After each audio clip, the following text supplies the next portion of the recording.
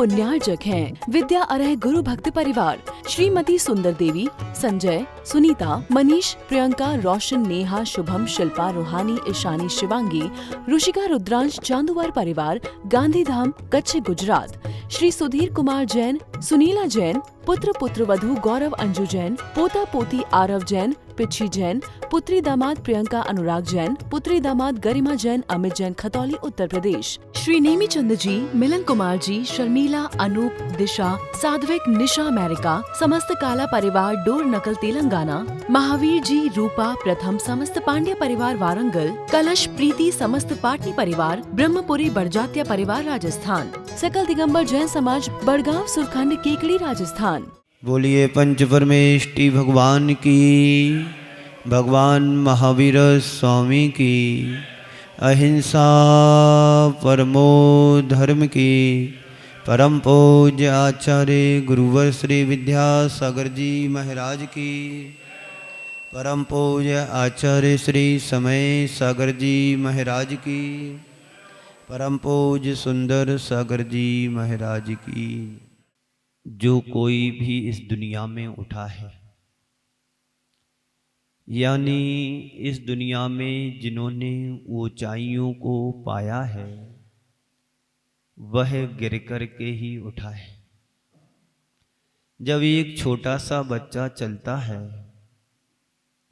तो कितने बार गिरता है, कई कई बार गिरता है, जब चलना सीख पाता है। अगर कोई गिर जाए तो हमारे लिए उसकी हंसी नहीं उड़ाना चाहिए। गिरना सहज है, ऐसा कोई मनुष्य नहीं है संसार में जो गलती ना करे या जिसके द्वारा गलती ना हुई हो। मनुष्य कहते हैं गलतियों का पुंज कहा गया है। गलतियां होंगी, अपने मन से पूछो कि तुम्हारे मन की स्थिति क्या है, तुम गिरे हो कि नहीं, बोलो। जब छोटे थे, चलना सीख रहे थे, तो कितनी बार गिरे, कितनी बार उठे। जब कोई साइकिल चलाना सीखता है तो गिरता जरूर है, बिना गिरे आज तक कोई उठा नहीं है। महाराज बिना गिरे कुछ भी सीख भी तो नहीं सकते हैं। संत कहते हैं धरती पर गिर जाने में कोई नुकसान नहीं है, लेकिन लोगों की नजरों से गिर जाओगे तो सिर्फ नुकसान ही नुकसान होता है। आप लोग भजन में पढ़ते हैं, नजरों से न गिराना, नजरों से न गिराना। जो एक बार नजरों से गिर जाता है वो जीवन में कभी उठ नहीं पाता है। जीवन में संभलना बड़ा मुश्किल है। आचार्य कहते हैं गिरो पर किसी की नजर से मत गिरो। औरों की नजरों की बात तो जाने दो, खुद की नजर से कभी मत गिरो। कहा है हम गिरे हैं और कोई गिरता दिख रहा है तो हमें क्या करना चाहिए, बोलो। कोई यदि फिसल रहा है, कोई गिर रहा है तो हमें क्या करना चाहिए?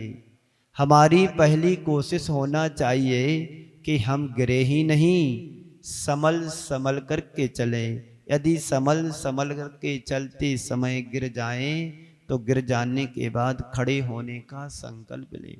एक दिन की बात है, तिलक नगर में मैं था, प्रवचन करके लौट रहा था। पीछे एक दादाजी 80 साल के होंगे लगभग, वो चल रहे थे।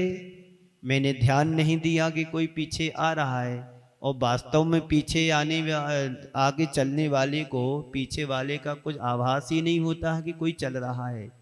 लेकिन वो आकर के चरणों में गिर गए।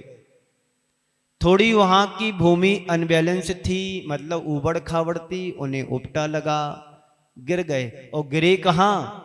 चरणों में गिरे। मैंने तुरंत उन्हें हाथ दिया, सहारा दिया, संभाल लिया और पूछा हाथ पकड़ के, क्यों, कहीं चोट तो नहीं आई, लगा तो नहीं?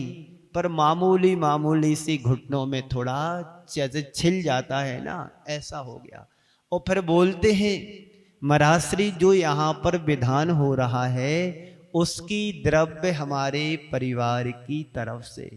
मैंने सोचा जब मैं प्रवचन कर रहा था मंदिर में था तब इनके भाव नहीं जगे, और जब मंदिर से निकल कर के वापस आ रहा हूं और तब वो चरणों में गिर कर के उनके भाव जगे।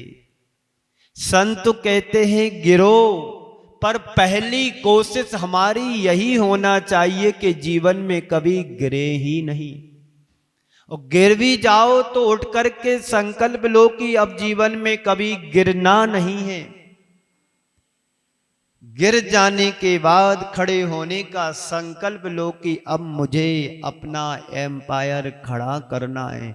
कई लोग हैं व्यापार करते हैं, व्यापार करते करते जीवन में इतना बड़ा घाटा लग जाता है, उठ नहीं पाते हैं, फिर भी संकल्प लेते हैं अब मुझे नया कीर्तिमान खड़ा करना है। एक बार की बात है, बहुत पुरानी घटना है। एक व्यक्ति ने आचार्य चारित्र चक्रवर्ती शांति सागर जी महाराज से परिग्रह परिमाण व्रत का नियम लिया। परिग्रह परिमाण व्रत समझते क्या कहलाता है? बोलो। सीमा को बांध लेना। किसकी सीमा? घर से बाहर नहीं जाएंगे, नहीं, परिग्रह की सीमा बना लेना कि मैं अपने जीवन में 10 लाख रुपए जिंदगी भर में रखूंगा, इससे ज्यादा नहीं। 10 जोड़ी कपड़े रखूंगा, इससे ज्यादा नहीं। जितना सोना चांदी मेरे पास है 10, 20, 25 तोला, इससे ज्यादा नहीं रखूंगा। एक सीमा बना ली उन्होंने कि मेरे व्यापार में इतने रुपए का मैं अपने पास रखूंगा। लेकिन जब उन्होंने संकल्प लिया तो 20 लाख रुपए की उन्होंने, उस जमाने में आज से 70-80 साल पुरानी बात है, उस जमाने में उन्होंने 70-80 लाख रुपए की सीमा, 20 लाख रुपए की सीमा बना ली कि इतना मैं परिग्रह रखूंगा। लेकिन जब गुरुओं का आशीर्वाद फलता है तो बारे न्यारे हो जाते हैं। उनके पुण्य से, गुरुदेव के आशीर्वाद से अच्छा व्यापार चलने लगा। सोने चांदी का काम होता होगा, व्यापार चला, वृद्धि हुई, प्रोग्रेस हुआ। और उस समय आचार्य चारित्र चक्रवर्ती शांति सागर जी महाराज कटनी में थे, मध्य प्रदेश कटनी में। उनका व्यापार बढ़ा, पैसा बढ़ा, तो उन्हें लोभ आ गया। कहते हैं जैसा जैसा लाभ होता है वैसा वैसा लोभ व्यक्ति के जीवन में बढ़ता है। यदि आप अभी 100 रुपये दिन में कमाए हैं तो मन में आएगा कि कल 200 रुपये की बिक्री हो जाए तो कितना अच्छा हो। आज चलो पुण्य से 200 रुपये की ग्राहकी हो जाती है तो मन में आता है कि अब 500 रुपये की ग्राहकी हो जाए। जब 500 रुपये की ग्राहकी होने लगती है तो 1000 रुपये की सोचता है, 1000 वाला 10,000 की सोचता है, 10,000 वाला लाख रुपए की सोचता है, लाख वाला 10 लाख की सोचता है। ये निरंतर उसकी वृद्धि होती चली जाती है और इच्छाएं उसकी बढ़ती चली जाती हैं। कभी व्यक्ति की इच्छाएं शांत नहीं होती हैं, बलवती होती चली जाती हैं।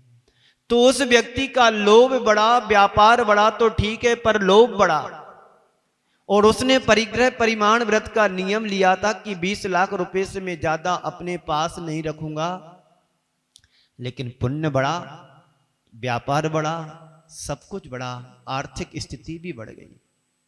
शांति सागर जी के पास जाते हैं कि महाराज श्री, आपसे मैंने 2 वर्ष पहले परिग्रह परिमाण व्रत का नियम लिया था। आपके आशीर्वाद से और आपके पुण्य से मेरा अच्छा व्यापार चल रहा है। मैं चाहता हूं कि मेरे नियम में संशोधन कर दीजिए। संशोधन बार बार कहने पर गुरुदेव ने टाला कि चलो ये व्यक्ति मान जाए, नियम तो एक बार लिया जाता है, बार बार नहीं लिया जाता है। तो उन्होंने गुरुदेव से बार बार निवेदन किया। फिर अंत तो गत्वा गुरुदेव ने कहा कि जा तेरा नियम पूरा, और उसके सिर पर 3 बार उल्टी पिछी को घुमा दिया, जा तेरा नियम पूरा हो गया। बात गिरने की चल रही है और गिर कर के संभल कर के उठे खड़े होकर के संकल्प लेने की चल रही है, लेकिन उस व्यक्ति के जीवन में जो गिरावट आई वो जीवन में कभी उठ नहीं पाया, व्यापार भी गया और जो संकल्प था वो भी नियम भी पूरा हो गया। बात समझ में आ रही है? आप लोग भी यहां जितने बैठे हैं, किसी का भी परिग्रह परिमाण व्रत का एक आध को छोड़ करके बाकी किसी का नहीं है। एक एक श्वास की कीमत समझो कि तुमने जो अपने पास जोड़ करके रखा है इस पर तुम्हारा कितना अधिकार है। जब तुम्हारा तुम्हारे शरीर पर ही अधिकार नहीं है तो तुम्हारे जो पृथक चीजें हैं वो तुम्हारे उस पर अधिकार कैसा हो सकता है। श्वासों पर भी मेरा अधिकार नहीं है। कौन सी श्वास तुम्हारे जीवन की अंतिम श्वास बन जाए? है विश्वास किसी का? बोलो, है श्वास पर विश्वास? जितनी लेकर के आओ उतनी पूरी जी करके जाओगे। अटैक आ जाए बीच में तो गए काम से। जो तुमने संभाल करके रखा है वो भी तुम्हारा नहीं और किसके काम आएगा कोई पता नहीं। इसलिए संत कहते हैं गिरना नहीं, और यदि गिर भी जाओ तो संभलने की कोशिश करना चाहिए। जिन गलतियों के कारण हम स्खलन हो जाते हैं, यानी हम गिर जाते हैं, हमारे जीवन में प्रॉब्लम आ जाती है, उन गलतियों की बार बार पुनरावृत्ति ना करें। आप अपने फंक्शन को देखें, आप अपने सिस्टम को देखें कि हमारी गलतियां कहां हो रही है। अभी यहां पर साउंड वाले भैया बैठे हुए हैं, सामने कैमरा लगा हुआ है। मैं प्रवचन करने के लिए तैयार हो रहा था, मैंने पूछा हूं तैयार हो? बोले अभी आवाज नहीं आ रही है। सिस्टम बिगड़ा है, कहां पर उसकी जांच पड़ताल करो। यदि हम गिरे हैं तो किस कारण से गिरे हैं, देखो कहां ठोकर लगी है। हमारी असावधानी के कारण हम गिरे हैं। यदि शायद तुम देख करके चल रहे होते तो गिरते नहीं, और यदि कोई गिर रहा होता और तुम सावधान होते तो उसको संभालने का प्रयास करते। जैसे कि अभी मैंने कहा कि वो बाबूजी चरणों में गिरे, जैसे मेरे चरणों में गिरे तुरंत मैंने उनको उठाया। पूर्ण रूप से गिर नहीं पाए, गिरे तो, लेकिन संभालने वाला भी तो कोई था। और गिरे भी कहां, चरणों में आकर के गिरे तो संभालने वाला मिल गया। कहीं अस्पताल में गिरे होते, बाथरूम में गिरे होते, घर में फिसलन हुई होती तो कोई शायद तुम्हें संभालने वाला, तुम्हारी पत्नी भी तुम्हें संभालने वाली नहीं मिलती। ऐसा कई कई बार होता है। मैंने एक बार सुना था, कुछ साल पहले की बात है, कोई एक हीरोइन थी, कहां दुबई में जाकर के गिरने के लिए गई। सुना होगा, आप लोगों ने भी सुना होगा। कहां पर गिरी? बाथरूम में गिरी, और गिरी तो जीवन में उठ भी नहीं पाई दोबारा। सुना आपने? दुबई में गिरी थी। इंडिया की कोई हीरोइन थी, एक्टर थी, कलाकार थी, वो घूमने के लिए किसी कार्य के लिए गई भी होगी, तो कहां पर गिरने के लिए गई? वो दुबई में गई, दोबारा जीवन नहीं ले पाई इस इंडिया में। है ना कोई बचाने वाला? कोई नहीं है बचाने वाला। इसलिए गिरो तो ऐसी जगह गिरो कि तुम्हें परमात्मा भी संभाल ले, गुरु संभाल ले। तो जिन गलतियों के कारण हम गिर रहे हैं उन गलतियों की जांच पड़ताल करो कि गलती को दोहराना बहुत बड़ा दोष होता है। पुनरावृत्ति ना करें, बार बार उन गलतियों का हम प्रयास ना करें करने का। एक बार धोखे से कोई गलती हो जाती है, जब फीलिंग होती है तो लगता है कि मेरे द्वारा बहुत बड़ा अनर्थ हो गया, मेरे द्वारा बहुत बड़ी गलती हो गई। जब कभी आप चौके में आहार देते हैं और धोखे से यदि कोई ऐसी चीज हाथ में आ जाती है जिससे अंतराय हो जाता है, तो आप लोग बहुत फीलिंग करते हैं कि मेरे द्वारा बहुत बड़ी गलती हो गई। आज मेरे द्वारा महाराज श्री को अंतराय आ गया, मेरे से बहुत बड़ी गलती हो गई। गुरु चरणों में जाते हैं, बार बार निवेदन करते हैं, महाराज श्री मेरे से द्वारा आपको अंतराय आया, मुझे प्रायश्चित दो। बोलो ऐसा करते कि नहीं करते? करते हैं। जो सच्चा धर्मात्मा होगा उसके अंदर यही फीलिंग आएगी कि मेरे द्वारा गलती हो गई, मेरे द्वारा अंतराय आ गया, मैंने सोचा तो नहीं था, देख कर के ही दिया था, पर कैसे कर्मों का उदय आया, अंतराय आ गया। लेकिन जो सच्चा धर्मात्मा नहीं होता है वो बाजू से रास्ता से निकल जाता है, कहीं मेरे ऊपर डांटना पड़ जाए। एक बार ऐसा हुआ, एक बार एक मंदिर जी में कोई प्रक्षाल कर रहा था और उससे वो प्रक्षाल करते करते मूर्ति गिर गई तो गर्दन अलग हो गई। पाषाण की प्रतिमा थी। कोई आजू बाजू में देखा, कोई था नहीं उस समय। उसने क्या किया, ज्यों की त्यों प्रतिमा रखी, वो चुपचाप निकल गया। दूसरा व्यक्ति प्रक्षाल करने के लिए आया, उसने भी प्रक्षाल किया, उससे भी वही प्रतिमा का प्रक्षाल हुआ, गिर गई। बड़ा दुखी हुआ, इतना दुखी हुआ कि उसने खाना पीना सब बंद कर दिया और गुरु चरणों में जाकर के कह रहा है, भगवान गुरुदेव मेरे द्वारा बड़ा अनर्थ हो गया। क्या हुआ? मैं प्रक्षाल कर रहा था, पता नहीं धोखे से कैसे क्या हो गया, श्री जी की गर्दन अलग हो गई। पश्चाताप कर रहा है, दुखी हो रहा है कि हे भगवान अब इसका मैं कैसे प्रायश्चित करूं, क्या करूं।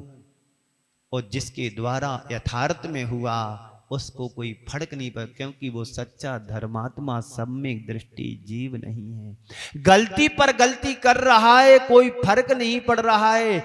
ऐसे व्यक्तियों का जीवन में कभी उद्धार होने वाला नहीं है। जो गिर जाता है और गिरों को संभालने की कोशिश करता है, संभालता है, वही सच्चा धर्मात्मा कहलाता है। संत कहते गलती को दोहराना बहुत बड़ा दोष है, पुनरावृत्ति ना करें।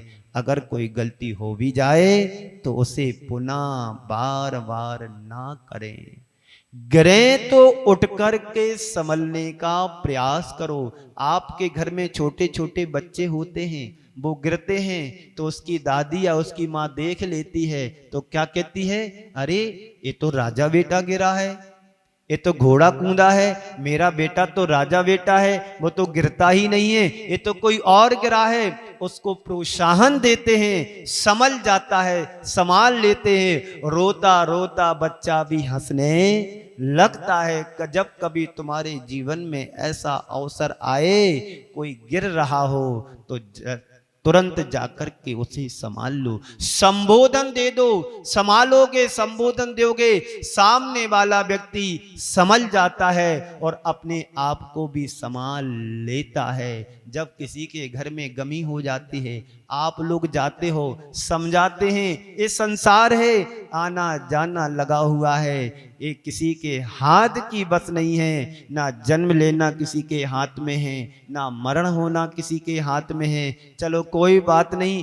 जो आया है वो जाएगा। कोई जल्दी जाता, कोई देर से जाता, कोई बीच में चला जाता है। जाना तो है, ये प्रकृति के नियम हैं, जो आएगा सो जाएगा। इस कार्यक्रम के पुण्यार्जक थे विद्या अरह गुरु भक्त परिवार, श्रीमती सुंदर देवी, संजय, सुनीता, मनीष, प्रियंका, रोशन, नेहा, शुभम, शिल्पा, रूहानी, ईशानी, शिवांगी, ऋषिका, रुद्रांश, चांदुवार परिवार, गांधीधाम, कच्छ, गुजरात।